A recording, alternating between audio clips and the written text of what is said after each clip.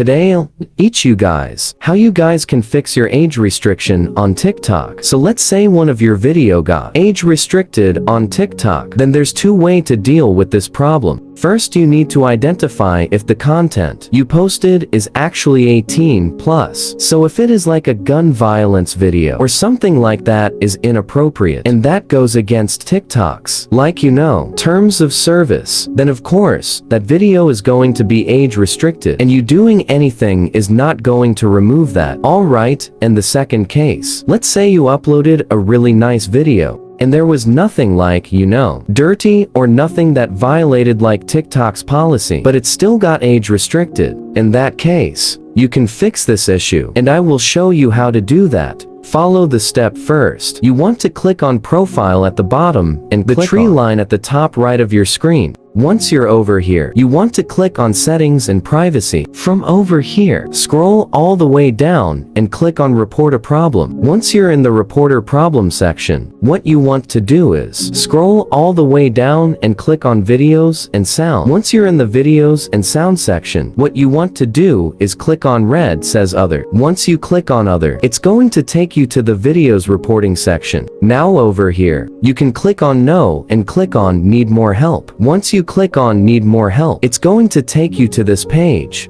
And once you're in this page, you want to write your problem. So describe your problem. You just want to write this. One of my video got age restricted for no reason. Can you review that video and remove the age restriction from it? Once you write that, just click on submit and a problem will be submitted to TikTok and TikTok staff will view it. And if they think the video is clean, they will remove the age restriction. And if they think the video is not clean, then they will not remove the age restriction. That is basically how we guys can fix this issue. But hit the subscribe to our channel. I'll see you guys next time.